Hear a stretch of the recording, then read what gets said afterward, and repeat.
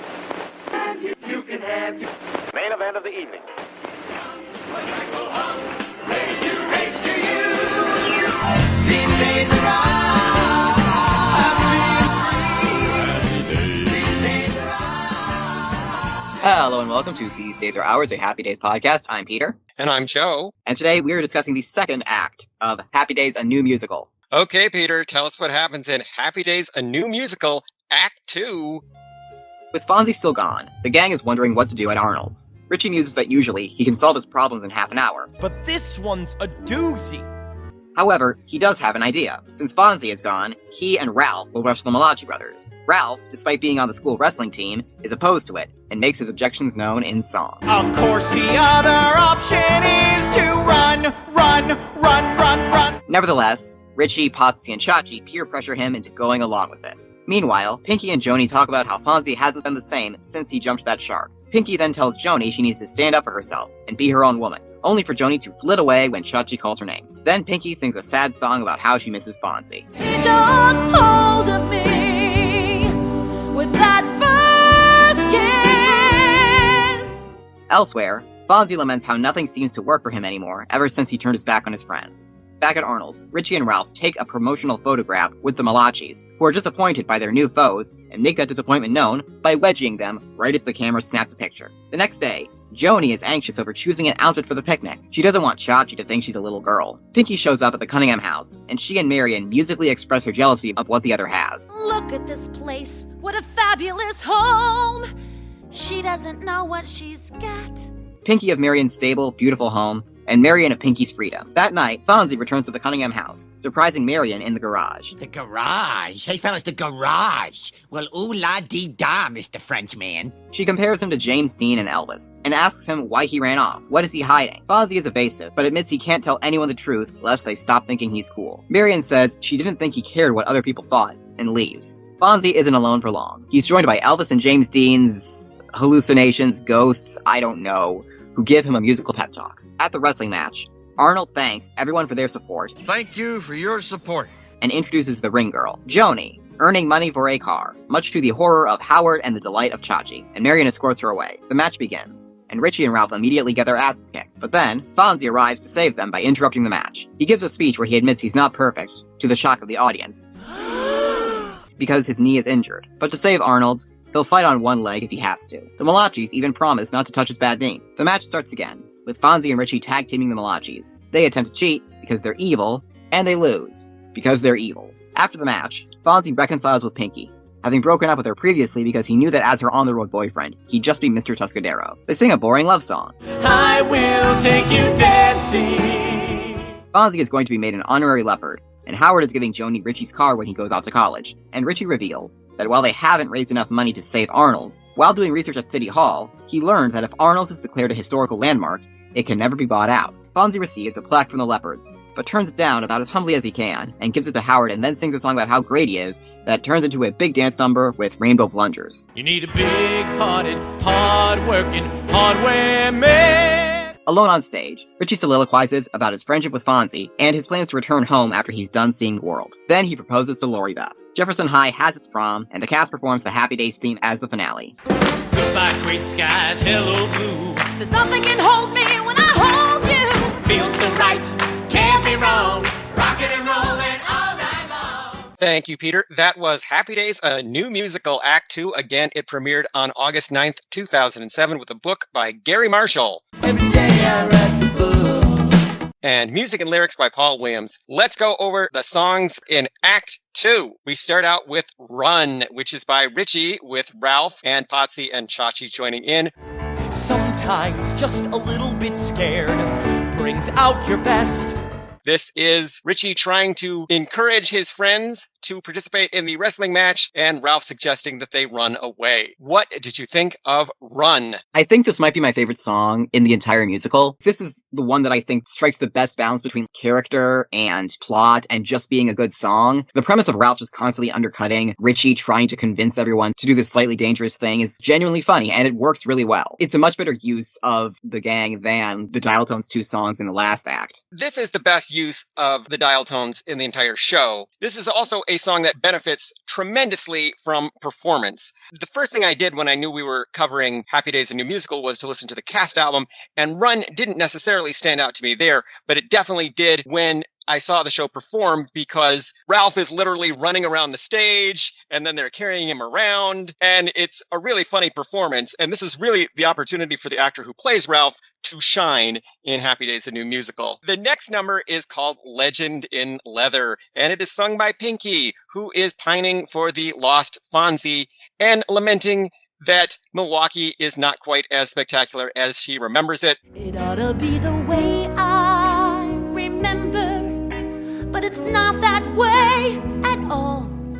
What did you think of Legend in Leather? We gave Fonzie a boring ballad in the last act, so I guess now it's time for Pinky to have a boring ballad. This was also the point where I realized that, Pinky doesn't really have an actual plot reason to be here, does she? She is here just because they want Fonzie to have a love interest. That means she doesn't really have much else to do other than pine after Fonzie in this act, after I guess she helped out during the dance contest in the last one. I don't think Pinky Tuscadero, if she were real, would even like this song.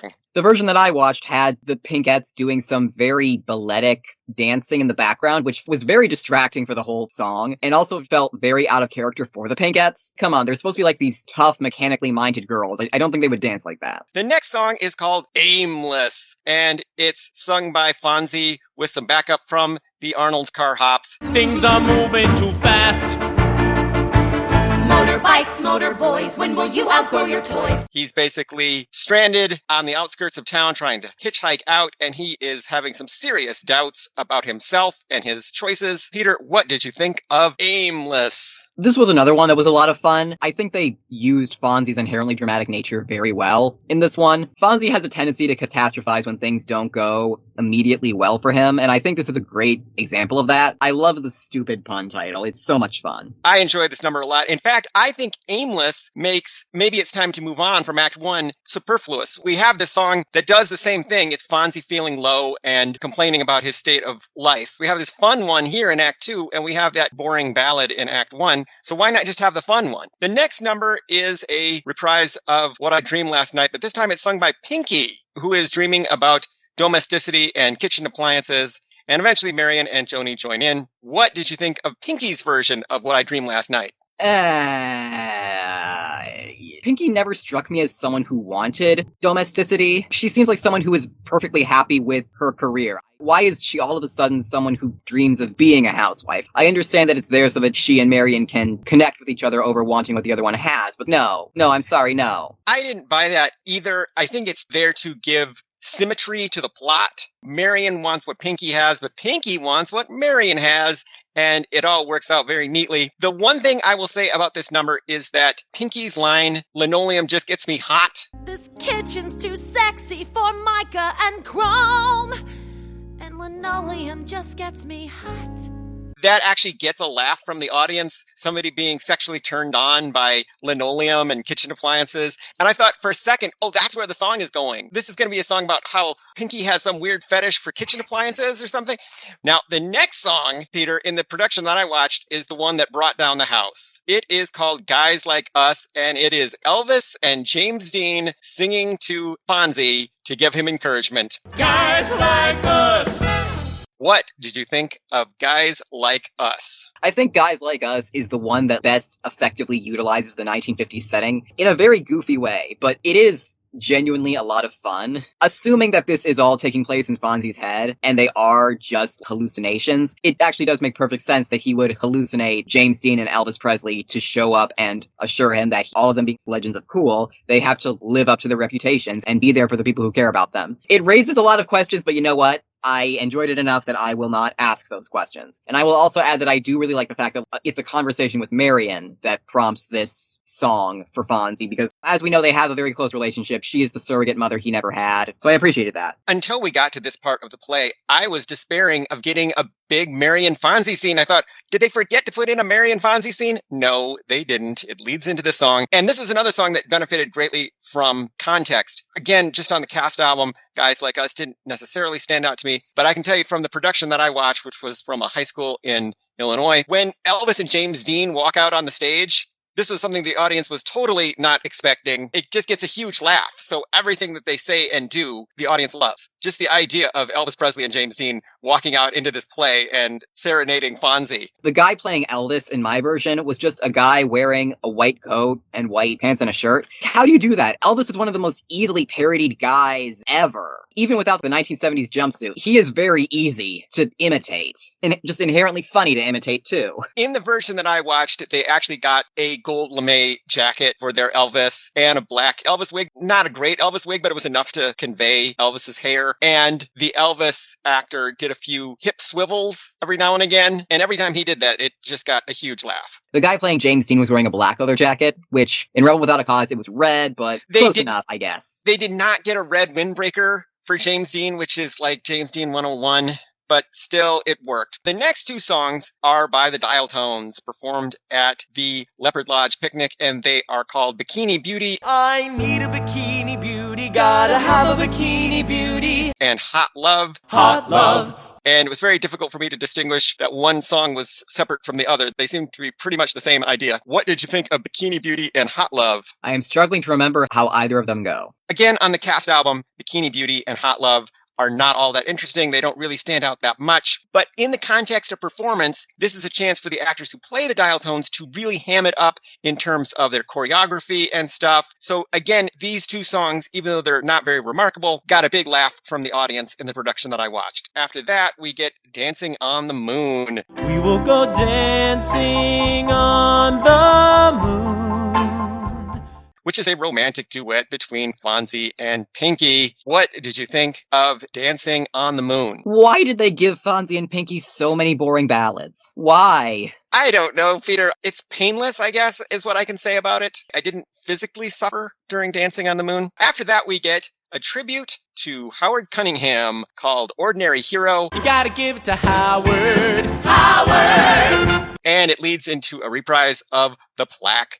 And it's sung by Fonzie and the entire company, except for Howard. I guess Howard doesn't join in singing his own song. What did you think of Ordinary Hero? This felt really unearned to me. On the one hand, yes. In the show, Fonzie genuinely does admire and respect and like Howard, and Howard eventually reciprocates. But here in this musical, we haven't really gotten to see much of that until right now. And Howard hasn't really done much in this show that feels Howard-like. So this just feels like it comes out of nowhere, but it is also a very fun, goofy musical number. I will take this over any of the boring ballads any day, and it does culminate in like a big dance number with multicolored plungers. So that's fun. I had the same feelings about this. Ordinary Hero is a really fun goofball number that brings some much needed energy to Act 2 of Happy Days, a New Musical. So I was happy to have it for that reason, but it's completely out of nowhere in the plot because really Howard's contribution to the story is volunteering Fonzie for that wrestling match. And he does it for sort of selfish reasons to save his own Grand Poobah ship. He's like, oh, we have a problem?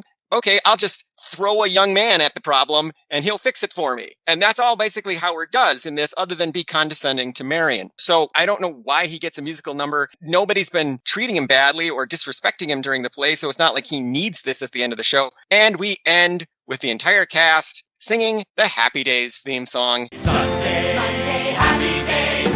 Tuesday, Wednesday, happy days. Peter, what did you think of the Happy Days theme song? It showed up a couple of times in the first act. It was interpolated during Welcome to Wisconsin. It played at the end of Maybe It's Time to Move On, which reminded me a lot of what you said about how sometimes the show would play it at the end of episodes that were supposed to be like sad. But yeah, of course they were going to do the entire song. I think it kind of makes sense to do it as the finale, especially if you're trying to contextualize it as, yeah, this is the end of the 1950s. They had some good times and now it's just something to look back on. It's all right. In one of the productions that I watched, they start repeating a cappella. These days are ours, happy and free. These days are ours. That part over and over. These days are ours. And I was like, oh, I get what this is. This is Happy Days, a New Musical's answer to We Go Together from Grease. They're using it, I think, a lot the same way that Grease uses We Go Together at the end of that show. I was happy that they were singing the part with the name of our podcast over and over again. These days are ours! It's a little viral marketing for our show. You have to have the Happy Days theme song somewhere in the show, just like you have to have I'm Popeye the Sailor Man at the end of the movie Popeye. Or Jumping the Line in the Beetlejuice musical. They're songs that the audience just expects, so I didn't mind having it here. As for cultural and historical references, Richie advises Ralph to act like John Wayne. The Western star was still a major box office draw in 1959 and appeared in one of his most famous films that year, Howard Hawks' Rio Bravo. But Richie imitates John Wayne by saying Pilgrim. Believe it or not, that had not happened yet in 1959. John Wayne actually said Pilgrim in the 1962 movie The Man Who Shot Liberty Valance. It's what he calls Jimmy Stewart. Oh, Pilgrim, hold it.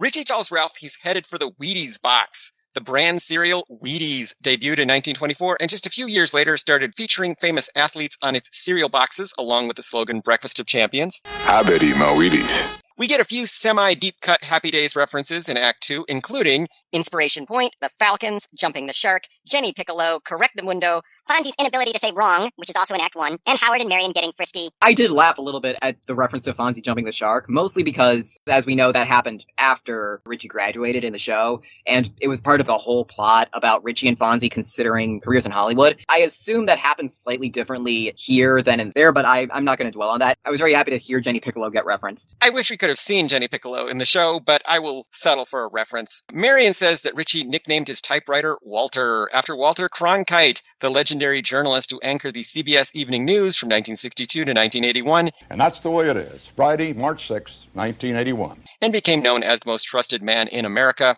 Marion compares Fonzie to Elvis Presley and James Dean, both of whom were frequently cited as Fonzie's heroes on Happy Days, the sitcom. In 1959, Elvis was still in the Army, but he had recorded enough material in advance to keep him on the pop charts during that time. And James Dean had been dead for 4 years by then, having been killed in a car accident at the age of 24. Marion specifically mentions his performance in Rebel Without a Cause, the first of 2 James Dean movies to be released posthumously. Dean only did 3 feature films, but that's not the extent of his career. He was on plenty of anthology TV shows too. And what I want to know, Peter, is how did the ghosts in the Happy Days universe work? Because Elvis would have still been alive. James Dean would have been dead. How does this system work? That's a very good question. The best I can come up with is that Fonzie is just hallucinating all of this. This is a glimpse into his brain. The referee at the wrestling match says he wants to get home and watch Sid Caesar. Later, Howard mentions your show of shows and lists a few cast members, including Sid Caesar, Imogene Coca, and Carl Reiner. The only problem is your show of shows ended in 1954, and Sid's follow-up, Caesar's Hour, ended in 1957. But Sid was still appearing in TV specials frequently in 1959, and he had lots of TV and movie roles ahead of him, including the role of Coach Calhoun in Grease. We're gonna take him and roll him around and rip him up to pieces. And then we're gonna slaughter him. Just like on Happy Days the sitcom, Happy Days the musical treats the 50s as one big amorphous blob of time. Yeah, just a big goulash of anachronisms. If you're trying to get home to watch your show of shows, you are way, way late. And Richie quotes Thomas Wolfe, "You can't go home again." He's referencing Wolfe's 1940 novel about an author who incurs the wrath of his hometown by writing a book that the residents of the town feel defames them. Very sadly, this book was published posthumously. Wolfe had died of tuberculosis 2 years previously at the age of 37. And Peter, in the name of nostalgia, I hear we're bringing tuberculosis back. Yep. Tuberculosis and measles, but not the ability to buy eggs cheaply. Other observations, Richie broods about Fonzie's absence at the beginning of Act 2. Hey, genius, did you notice he disappeared right after you threatened to expose his weakness to the whole town? And maybe that had something to do with it? Does that even occur to Richie? Evidently not. Richie's not very bright. But this monologue includes maybe the best line in the play. Usually I can solve a problem in half an hour, but this one's a doozy. You see, that was the kind of self-aware meta-humor I wanted more of in this musical. And it's funny when Richie's voice cracks in the middle of his inspiring speech. Did you find any of that material funny? Yeah, it was funny. Yeah, it was funny when his voice cracked. The line about solving the problem in half an hour, that got a huge laugh. That, along with the cameos by Elvis and James Dean, were the funniest things in Act 2, according to the audience. This musical has no idea what to do with Potsy, so it is very accurate to the later seasons of Happy Days. But I hated that Joni was written as a simpering Chachi fangirl. Why is she written like that, Peter? I guess Marshall couldn't think of anything else for her to do. He just completely forgot how she was spunky and liked annoying her brother. The Chachi romantic subplot was the only thing he could think of for her to do, and she doesn't even do that much with him. They danced together at the dance contest, but all that did was make me think of the much better dance marathon episode of the show, which was an episode that was propelled forward by Joni. Did Pinky Tuscadero grow up in Milwaukee? According to the musical, she sure did, but I don't remember that from the sitcom. I guess it would make sense for her to grow up in Milwaukee if she and Fonzie were like childhood sweethearts, but they also mentioned that they met at a summer camp so bad that it got closed down in this very musical. This musical really emphasizes Marion's pie baking skills. You just keep baking those delicious pies, hmm?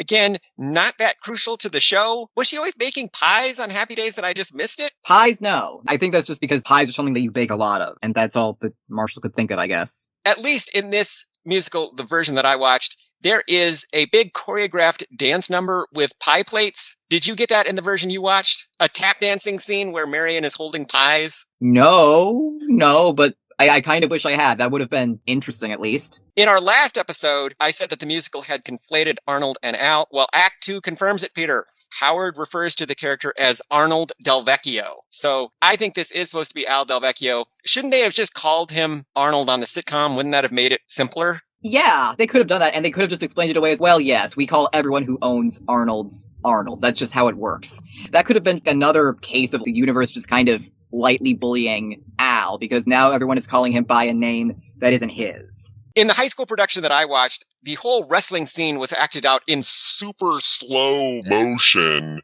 and the effect was quite humorous. How was it handled in the production that you watched? It was not in slow motion. I wish it had been. That does sound very funny. It was just pretty typical wrestling. It was just a lot of movement on stage. It was probably more influenced by pro wrestling than actual high school wrestling, with all the grabbing and twisting and whatnot on the ground. It was entertaining, at least, but I do wish it had been in slow motion. That sounds way funnier. Were there any outstanding Happy Days fashions in Happy Days the Musical Act 2? Well, in terms of reverse outstanding, I was very uncomfortable when they called attention to Joni's ring girl outfit, especially given what we talked about last episode with the confusion over what Joni's age is supposed to be.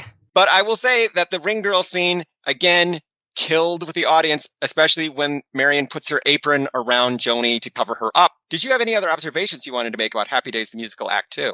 Why did it end with Richie proposing to Lori Beth? A plot that barely matters to the musical for a character who is horribly served by this musical. I hated everything that they did with Lori Beth, and the ending is the worst part. I hate how Lori Beth is written as the ball and chain and the nag who is trying to drag Richie down, and then he proposes to her. And do we even get a scene in this entire musical where Richie and Lori Beth enjoy each other's company and have a good time together, ever, once? No, because Lori Beth is just here to nag Richie about proposing to her and then get proposed to. That's all she does in this. Why is she here? My man turned to me and said, "Why are you here?" So, Peter, I will ask that age-old timeless question. Was Act 2 of Happy Days the Musical any good? I would say it was probably more enjoyable on average than Act 1, but generally, yeah. I think it was Roger Ebert who said if nothing happens in Act 1 of a movie, nothing's going to happen in Act 2 of a movie, and that is kind of the case here. We did not love most of Act 1, and I think it's fair to say that we did not love most of Act 2 either. The deficiencies of Act 2 are the same as the deficiencies of Act 1. It's the book and the music and lyrics. Other than that, this was a lot of fun. This is an underwhelming musical. However, a high school production can get a lot of laughs by emphasizing the right aspects of the show. The one that I watched killed in Act 2. They absolutely destroyed in Act 2 with the slow motion wrestling, with Elvis, with Richie's voice cracking, with Joni as the ring girl. All of this stuff got huge laughs. So at least Act 2 is more fun than Act 1. It leaves the audience feeling good, which I guess is all you want Happy Days the Musical to do. You want your audience to leave in a good mood, and it does that. By the way, I thought it was so dumb that none of what happens in the musical actually matters to Saving Arnold's at all, and it's saved by a Deus Ex Machina from off stage. I thought that was kind of insulting. What did you think? Yeah.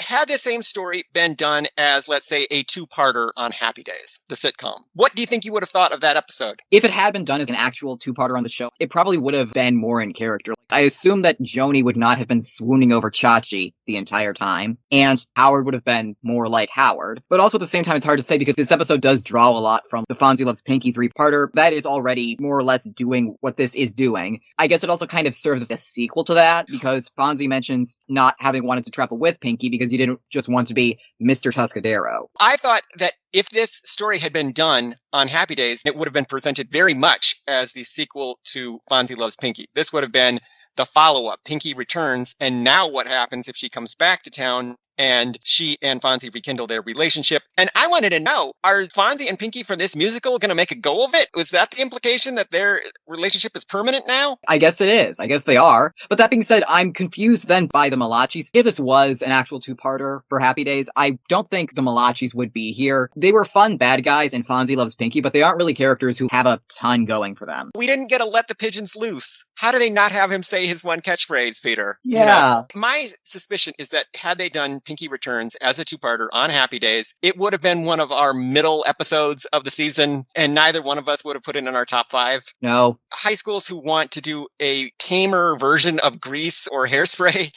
Happy Days the musical is a good third option for you, but it's skippable. So, Peter, how can people keep up with us and find out about all the wonderful things we are doing? Listeners can follow me on Blue Sky at peterwolfrong.bsky.social. They can follow me on Blue Sky at joeblevins.bsky.social. They can find this podcast online at thesedaysaroours.libsyn.com. They can email us with questions, comments, and concerns at thesedaysaroourspodcast@gmail.com. So, Peter, what do we have on the docket next time we get together? Next time, we begin our look at the filmography of Gary Marshall with his first feature-length film, Young Doctors in Love. I cannot tell you how excited I am to talk about this insane movie. So, see you later, alligator. In a while, crocodile. Never thought I'd get to meet the devil. Never thought I'd meet him face to face. Heard he always worked alone, that he seldom rode or used a phone. So I walked right up to meet him at his place.